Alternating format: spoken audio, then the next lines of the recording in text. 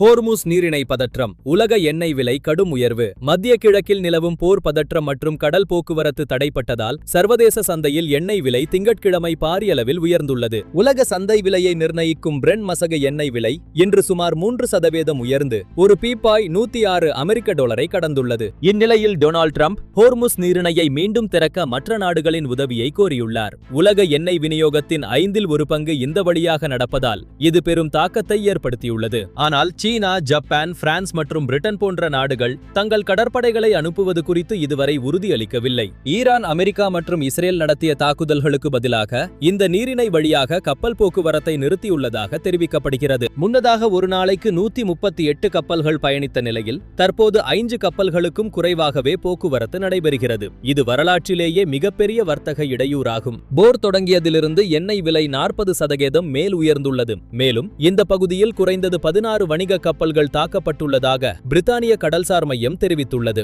இது உலக பொருளாதார மந்த நிலைக்கு வழிவகுக்கும் என்ற அச்சத்தை உருவாக்கியுள்ளது. மேலும் செய்திகளுக்கு இணைந்திருங்கள்.